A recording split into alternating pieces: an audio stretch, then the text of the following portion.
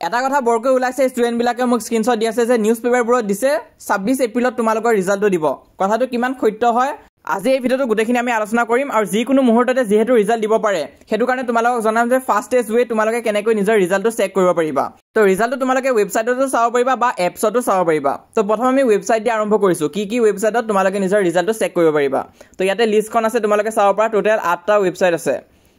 তো ইয়াৰ ভিতৰত যিকোনো এটা তোমালোকে নিজৰ ৰিজাল্টটো চাব পাৰিবা তো হলে মই তোমালোকক সাজেষ্ট কৰিম যদি পাৰা তোমালোকে এসচেকৰ যোনটো অফিচিয়েল ৱেবছাইট হয় তাতো চাব পাৰিবা তাৰ পিছত সেকেন্ড নম্বৰ ৱেবছাইটটো বহুত ট্ৰাষ্টেড হয় ৰিজাল্ট শিক্ষা তো তাতো তোমালোকে নিজৰ ৰিজাল্টটো চাব পাৰিবা তো ইয়াতে প্ৰথমটো বেছি ট্ৰাষ্টেড আৰু বেছি ফাষ্ট হয় তো হেতু তোমালোকে ট্ৰাই কৰি চাবা যদি তাত নহয় তেনেহলে সেকেন্ডটো ট্ৰাই কৰি চাব পাৰা কিন্তু কেতিয়াবা কি হয় ৱেবছাইট বিলাকত তোমালোকৰ ওপেন নহয় এবাৰ মেট্ৰিক পৰীক্ষাটো দেখা গৈছে যে ৱেবছাইটত বহুত ভিৰ থাকাৰ কাৰণে বহুত ষ্টুডেন্টছে লোডে কৰিব পৰা নাছিলা তো হেতু কাৰণে অকল ৱেবছাইটৰ ভৰসাত থাকিলেও নহব কাৰণ কি হয় বহুত ট্ৰাফিক হ'ব তাত তো হেতু কাৰণে তোমালোকে এপছটো ডাউনলোড কৰি ৰাখাটো ইম্পৰ্টেন্ট আছে তো তোমালোকে প্লে ষ্টৰটো যদি সাৰ্চ কৰা যে ক্লাছ 12 বা এসএক ৰিজাল্ট বুলিকে তেনেহলে দুটা এপ পাবা তাৰে তোমালোকে সেকেন্ডটো ডাউনলোড কৰিবা উপলব্ধটো ডাউনলোড কৰিবা প্ৰথম যোনটো হৈছে এসএপ ৰিজাল্ট হেতু তোমালোকৰ মেট্ৰিক পৰীক্ষাৰ ৰিজাল্ট তাত চাব পাৰি কিন্তু এসএস পৰীক্ষাৰ ৰিজাল্ট তোমালোকৰ এই উপলব্ধ এপটোত আহিব তো সেই এপটো তোমালোকে ডাউনলোড কৰি ৰাখিবা তো যেতিয়া তোমালোকে এপটো ডাউনলোড কৰিবা আৰু হেতু ওপেন কৰিবা তেনেহলে ইনকনসিস্টেন্ট ইন্টাৰফেস এটা আহিব তাত তোমালোকে নিজৰ মোবাইল নাম্বাৰ আৰু নামটো দিবা আৰু ষ্ট্ৰীমটো দিব লাগিব কোনটো ষ্ট্ৰীমত তোমালোকে পঢ়ি আছা এই তিনটা বস্তু ফিল কৰাৰ পিছত এখন ইন্টাৰফেস তোমালোকৰ আগত ওপেন হ'ব তো ইয়াতে তোমালোকে চাব পাৰা আসাম ষ্টেট এডুকেশ্যন বোৰ্ড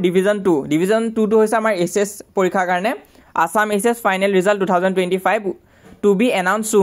সুন বুলি দি থৈ দিয়ে মেট্ৰিক পৰীক্ষাটো তেনেকুৱাই কৰিছিলে তো যোনদিনা ৰিজাল্ট দিব সেইদিনা তোমালোকে ইয়াত ডাইৰেক্ট টাইমটো দেখা পাবা যে কেইটা বজাত ৰিজাল্ট দিব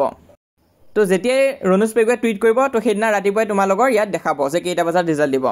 তো এতিয়া যোনটো বৰকৈ ভাইৰেল হৈ আছে এটা আৰ্টিকেল নিউজৰ যে তোমালোকৰ 26 এপ্ৰিলৰ পৰা 30 এপ্ৰিলৰ ভিতৰত ৰিজাল্ট দিব বুলি কৈছে তো বহুতৰ মনত প্ৰশ্ন উঠি আছে যে এটো সত্য হয় নে নহয় তো ইয়াৰ কি প্ৰুফ আছে যে এতিয়া ৰিজাল্ট দিব তো মুখ্যমন্ত্ৰী ডাঙৰীয়াই নিজৰ এটা স্পিচতে কৈছিলে যে এপ্ৰিলৰ লাষ্টৰ কিনৰ ভিতৰতে ৰিজাল্টটো দি দিব বুলি তো সেই তাকে এই নিউজ পেপাৰখনত এই আৰ্টিকেলটো বনাই দিছে তো তেনেকুৱা কোনো ধৰণৰ অফিচিয়েল নোটিছ নাই যে এতিয়াই দিব বুলি তো ইয়াত জাস্ট বেছ কৰি কৈছে কথাখিনি যে লাষ্টৰ উইকত যেহেতু দিব বুলি কৈছে তেনেহলে এই তাৰিখ কিটাৰ ভিতৰতে দিব পাৰে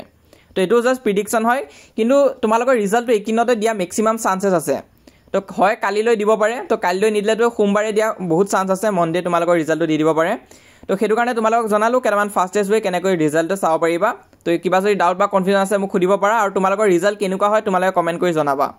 WhatsApp চেনেলটো সাবস্ক্ৰাইব কৰি ৰাখিব পাৰা ইনফৰমেশন বিলাক পাই থাকিবা আৰু চেনেলটো তোমালোকে সাবস্ক্ৰাইব কৰি ৰাখিবা যেতিয়া ৰিজাল্ট দিব মই তোমালোকক জনাই দিম